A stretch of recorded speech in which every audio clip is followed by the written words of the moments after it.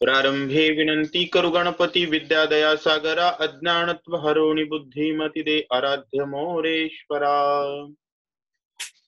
अलंकापुरी पुण्यभूमी पवित्र तेथे नांदतो ज्ञानाराजा सुपात्र तया ठविता महापुण्य राशी नमस्कार माझा तयासी ज्ञानेश्वरासी। कुंडलिका वरदे हरि विठ्ठल श्री नामदेव पंढरीनाथ भगवान की जय। माऊली ज्ञानेश्वर महाराज की जय। महाराज की जय। पाहे पाध्वजेचे चिरगुट पाहे पाध्वजेचे चिरगुट करिता कष्ट करिता कष्ट ऐसा मेक पतित तैसा मेक पतित तरी तुझा मुद्रांकित मुद्रांकित असी पत्र ते केवढे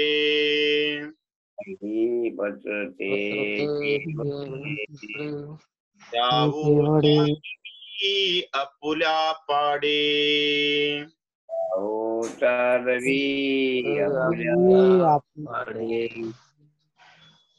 तैसा मेक पतित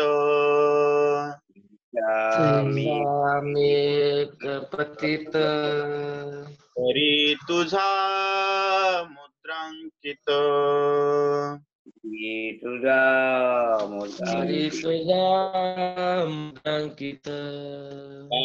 परखुमा देवी वरुदा परखुमा देवी वरदा सांभाळावे आपुल्या ब्रिदा सांभाळावे आपल्या ब्रिदा तैसा मेक पतित तैसा मेक पतित तुझा मुद्रांकित तुझा मुद्रांकित कलिका वरदे हरि विठ्ठल श्री ज्ञानदेव तुकाराम पंढरीनाथ भगवान की जय। ज्ञानेश्वर महाराज की जय। जगत राम महाराज की जय।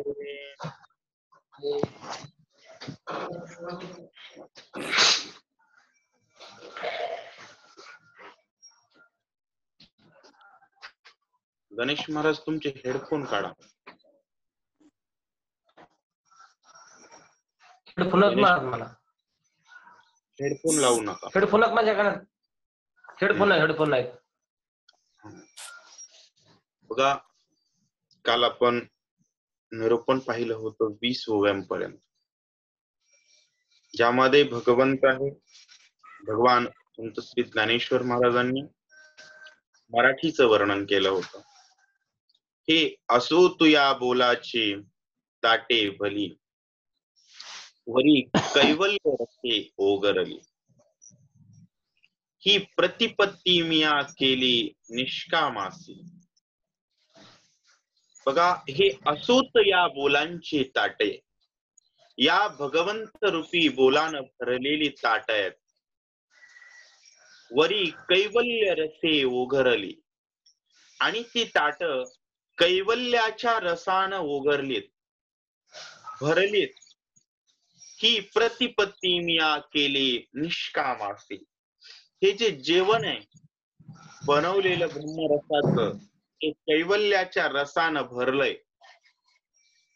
ते कुणासाठी आहे? निष्कामासी। आता आत्मप्रभा नीच नवी त्याची करुणी ठाण दिवी। आता जी काही आत्मप्रभा आहे ती नीच नवी आहे, नित्य नवी आत्मप्रभा आहे त्यामध्ये, तिची करुणी ठाण दिवी। तीच त्या ठिकाणी अधिष्ठान आहे त्या जेवण करण्यामध्ये. आत्मप्रभा नित्य नूतन. कसे बघा, एखाद्या गोष्टीची प्रभा असते पण नित्य नसते.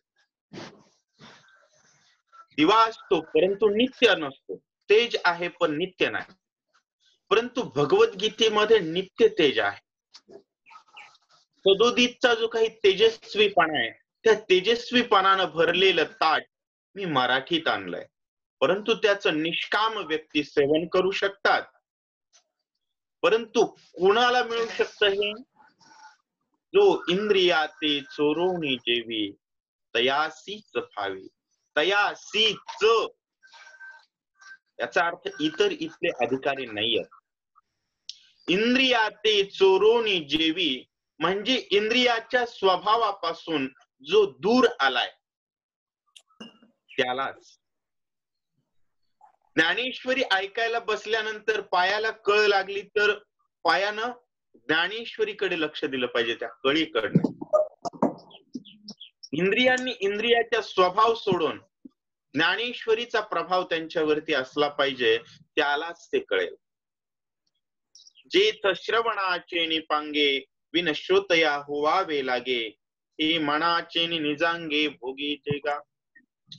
श्रवणाचे निपांगे, श्रवणाचे साधन कान ते टाकून श्रोत्यांनी, कधी कधी कानबहिरे असतात किंवा कान काम करत नाहीत, कानाच्या आधारानं राहू नये. मन जसं काल मराठीच्या ताकदीनं सांगितलं ना, जसं मन मराठीचे शब्द घ्यायला झेपावतं इंद्रियाच्या अगोदर, तसं ज्ञानेश्वरीचे शब्द घेण्यासाठी मन अगोदर झेपावलं पाहिजे, इंद्रिय नंतर. कधी कधी सांगत असताना श्रोत्याच्या चेहऱ्यावरचा उत्साह दिसतो बघा.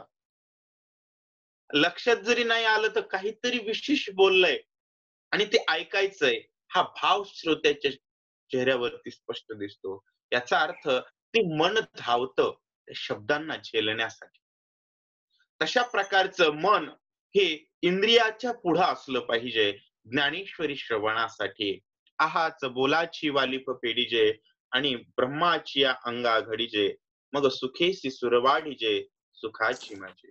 अशा प्रकारची बोल निघणार आहेत जी सुखाची आहेत आणि सुखामध्ये विलीन होणारी आहेत.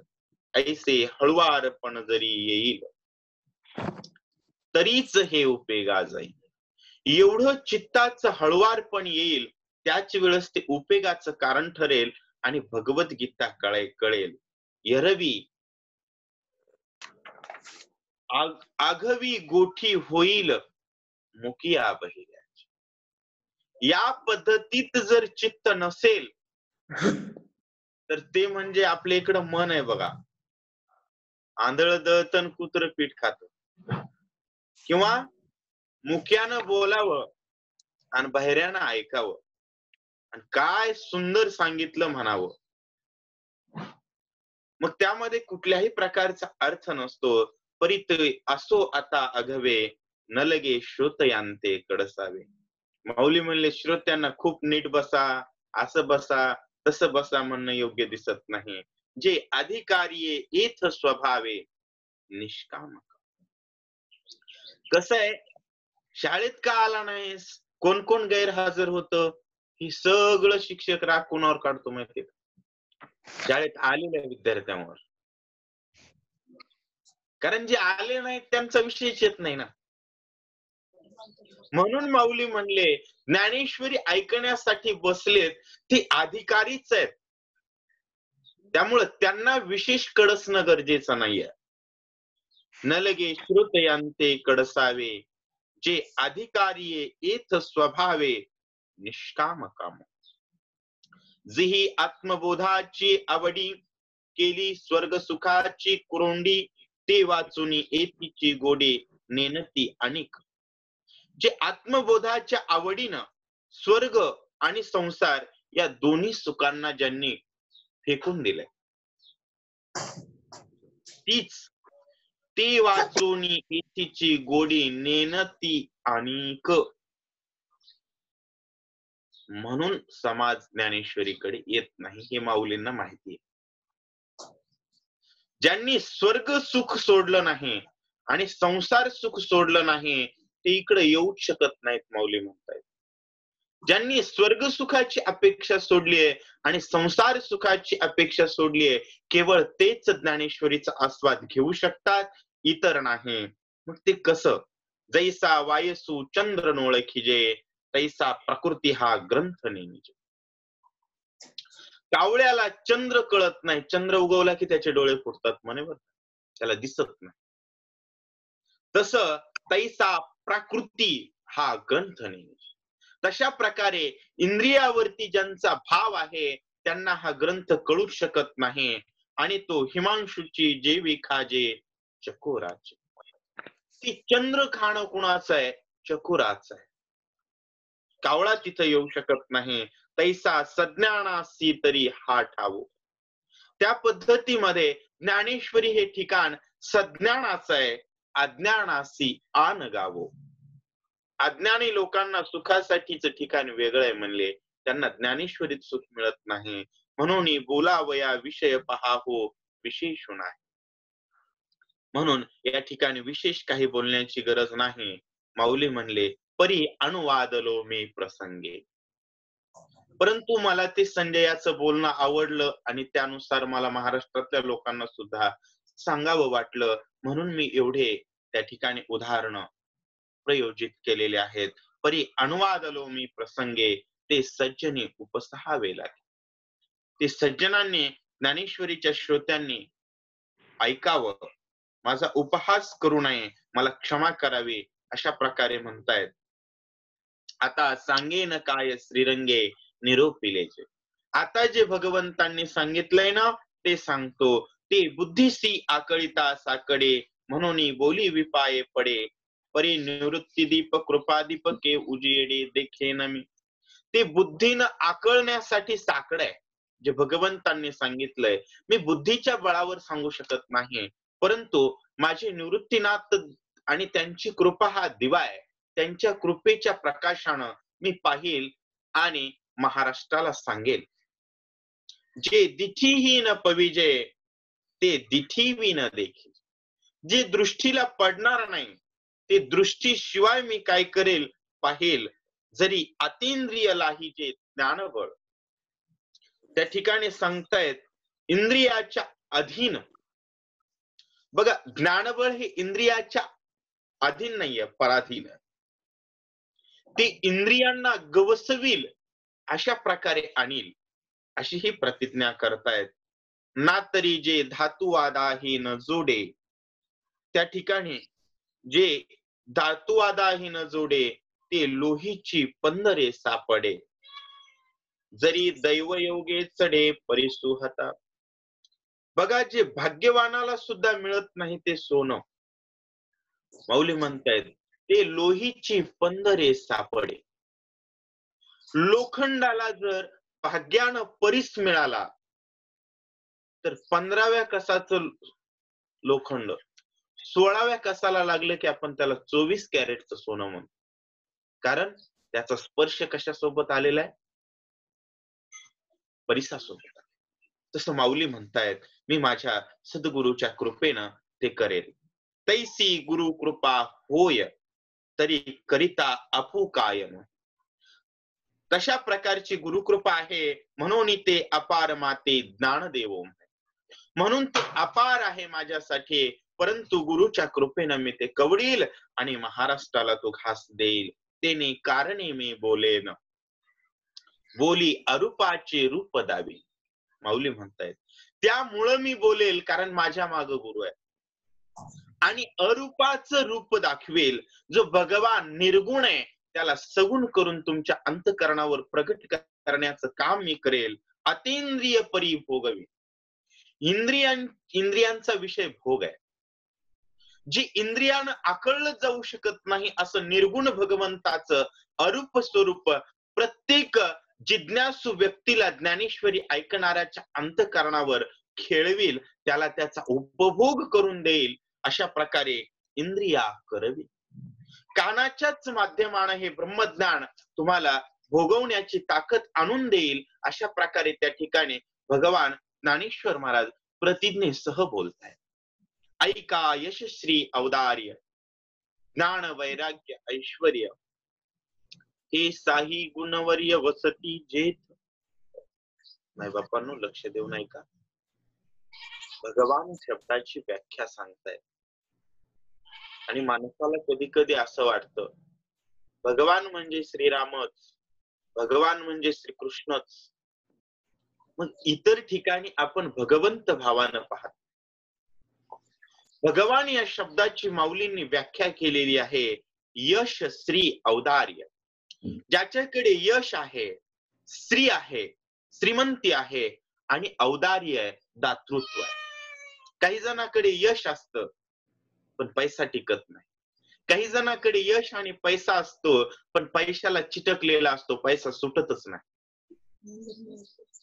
यश आहे, श्री आहे आणि औदार्य आहे. त्यानंतर सांगतायत ज्ञान वैराग्य ऐश्वर्य. काहीकडे ज्ञान असतं पण वैराग्य नसतं आणि काहीकडे ऐश्वर्य नसतं. ज्याच्याकडे ऐश्वर्यही आहे, ज्ञानही आहे, वैराग्यही आहे, यशही आहे, श्रीही आहे आणि औदार्य. हे साही गुणवर्य वसती जेथ. हे 6 गुण जिथं राहतात त्याला भगवान म्हणावं. म्हणून तो भगवंतो,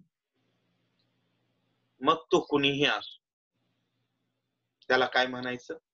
भगवान म्हणायचं. माणूस कुठंतरी या 6 गुणात लंगडा असतो आणि कुठंतरी तो अपरिपक्वच असतो, म्हणून त्याला सामान्य म्हणावं.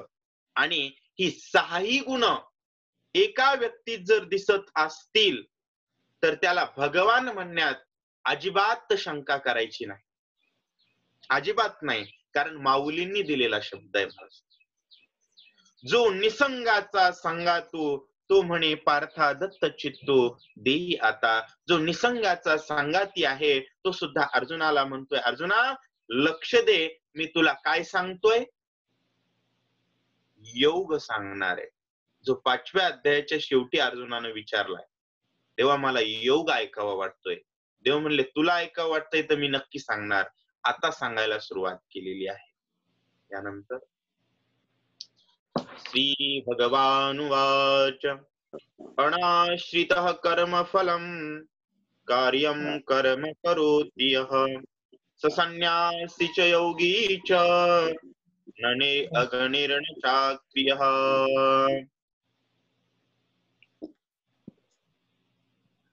संन्यासी जनी हे एकचेशिनाने जनी माने.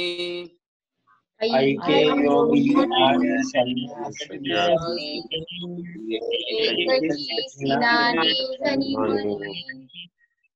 ये रवी विचारजते जव दोन्ही तव एकची ते. ये रवी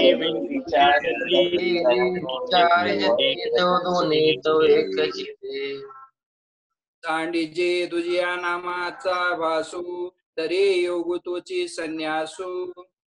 सांडिजे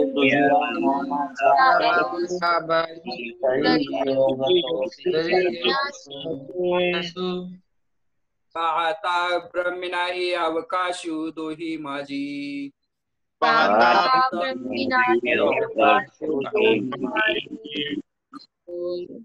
ते नामाचे ज्ञाना ऋषीपणे एका पुरुषाते बोलावणे.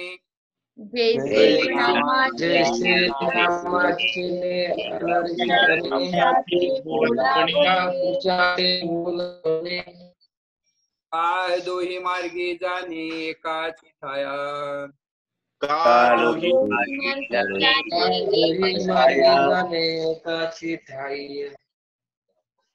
तरी एकीची उदक सहजे परेशी नाना घटी भरीजे.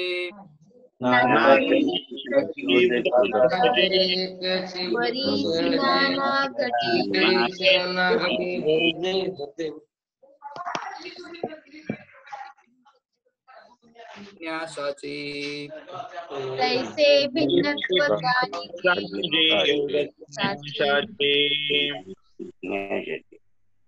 मते जगी अर्जुना गातोची योगी. ऐके सकळ समर्पित अर्धागात तोची योगी तो कर्मे करुणी रागी नोहेची फळी जो कर्मे करुणी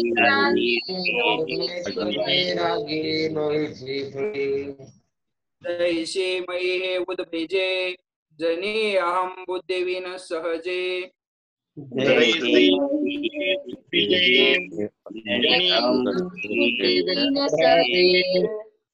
आणि तेथे चितिये बिजे अपेक्षिना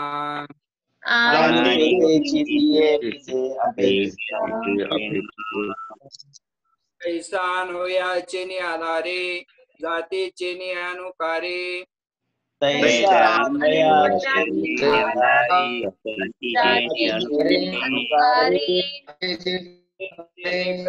अवसरे करणे पावे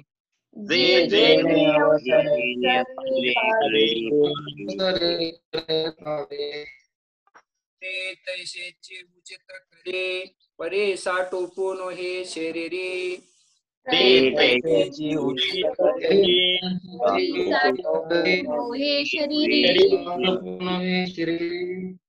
आणि बुद्धी करुणे फळवेरी जायची ना आणि बुद्धी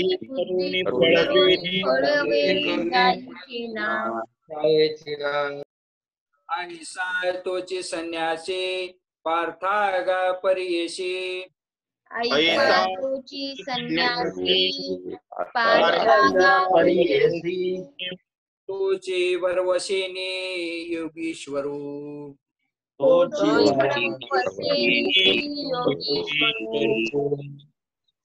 वाचून उचित कर्म प्रासंगिक तया ते म्हणे हे सांडावे बद्धक उचित कर्म प्रासंगिक तया ते म्हणे हे सांडावे बद्धक अरे टाकू टाकी अनेक एक मांडीची तो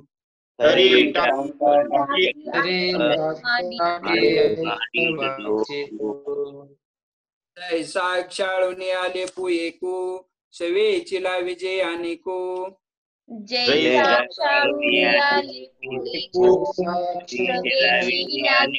अनेकू तैसेने आग्रहाचा पायकू विचंबे वाया पायी कुचंबे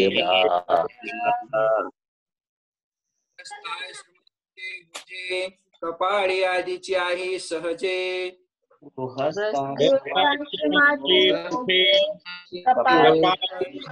आहे सहजे तेथे संन्यास सवा ठेविजे सरिसे पुढती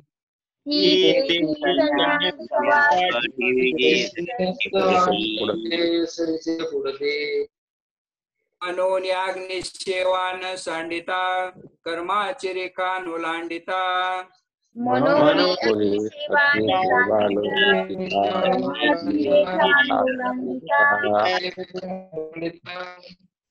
आहे योग सुख स्वभावता आपण पाची आहे योग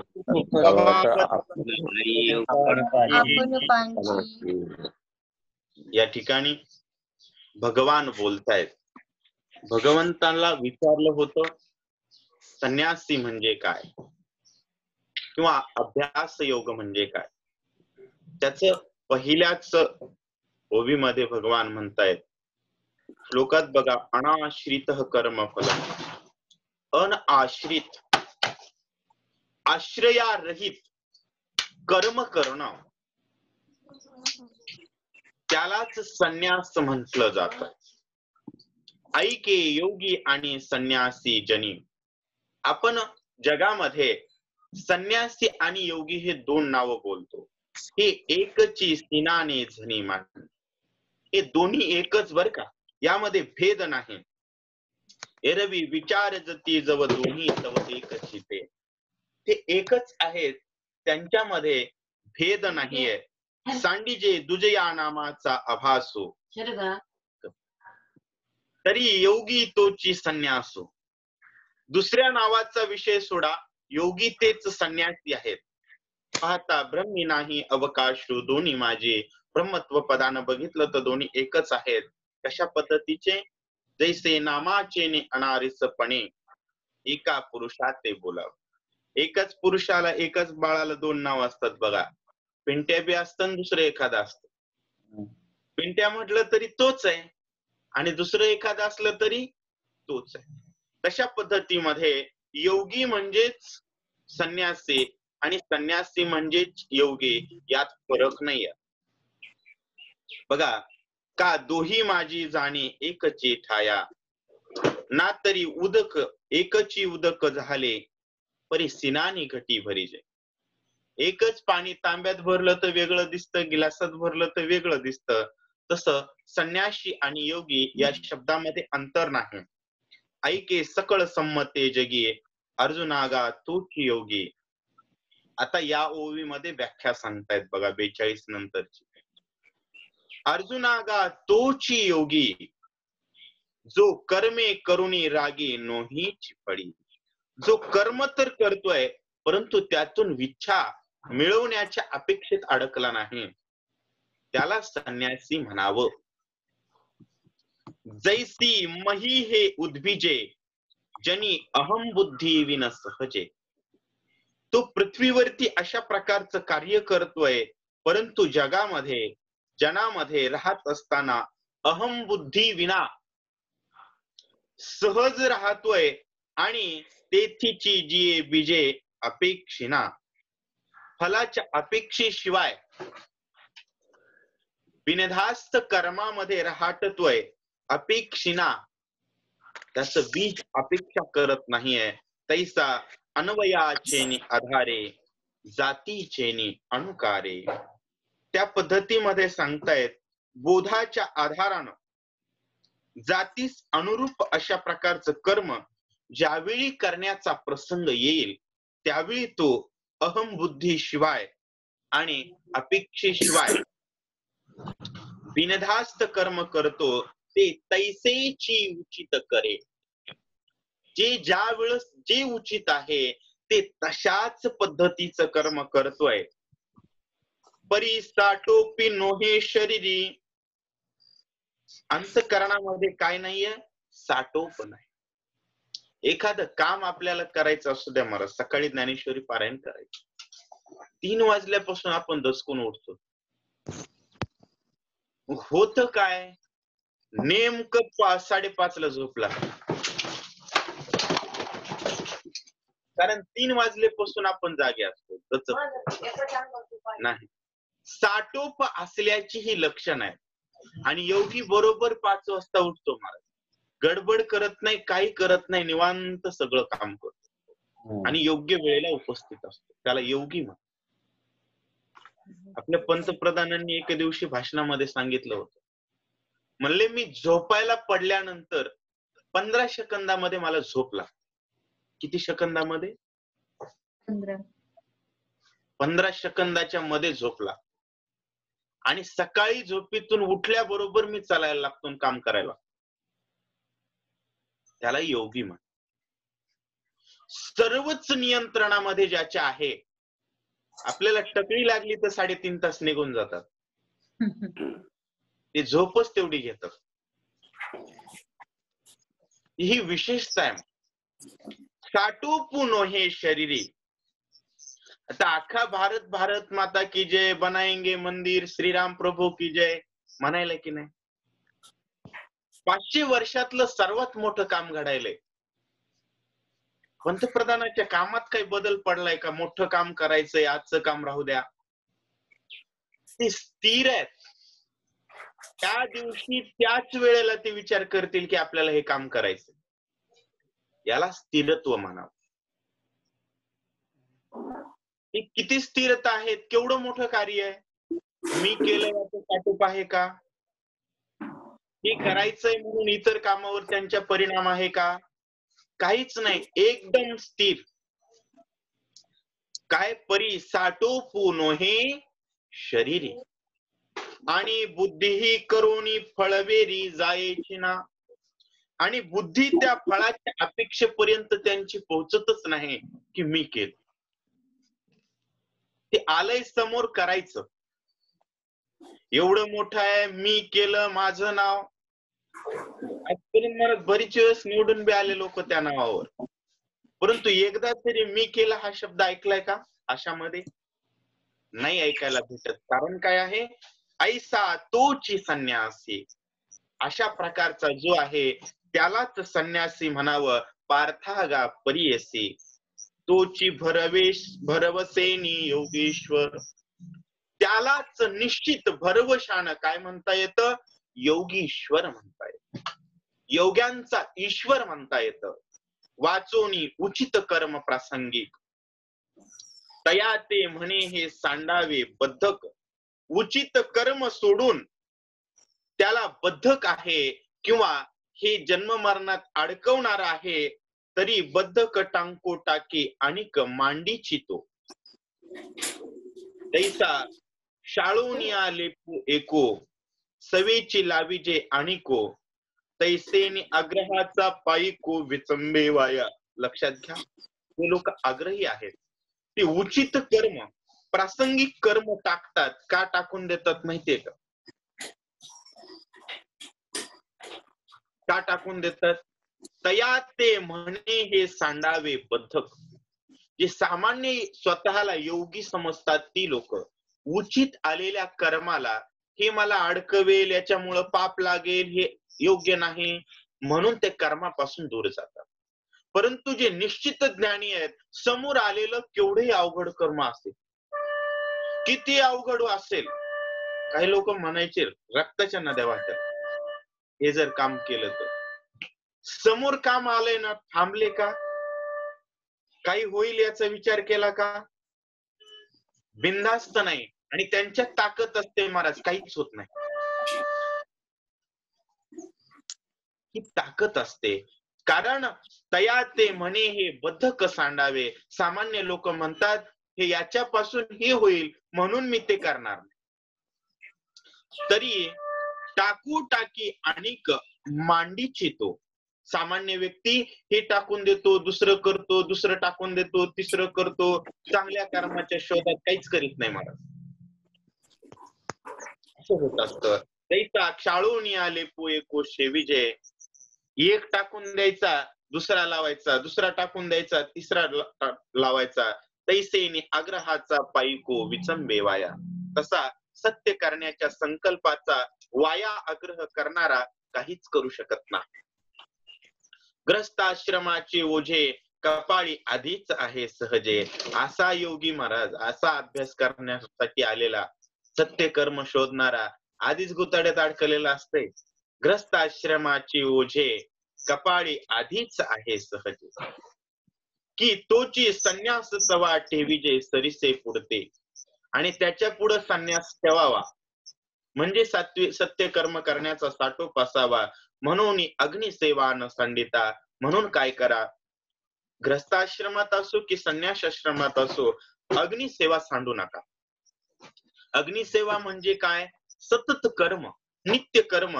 अग्नी जाळायचा असेल तर आपल्याला इंधन टाकावंच लागतं. तशा प्रकारचा योग जपायचा असेल तर सदोदित कर्म करावं लागतं.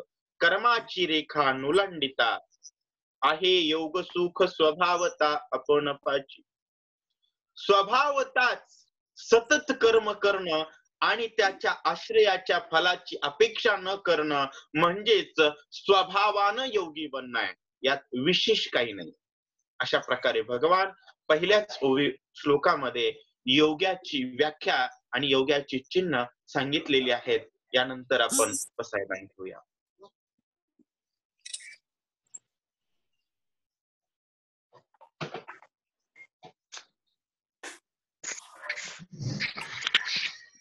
आता विश्वात्मके देवी येने वाग्यज्ञे दोषावे दोषोणी मज द्यावे असाय दानये. जे खळांची व्यंकटी सांडो तया सत्कर्मी रती वाढो भूता परस्परे पडो मैत्र जीवांचे दुरितांचे तिमिर जावो विश्वधर्म सूर्ये पाहू जो जे वांछील तो ते लाहो प्राणी जात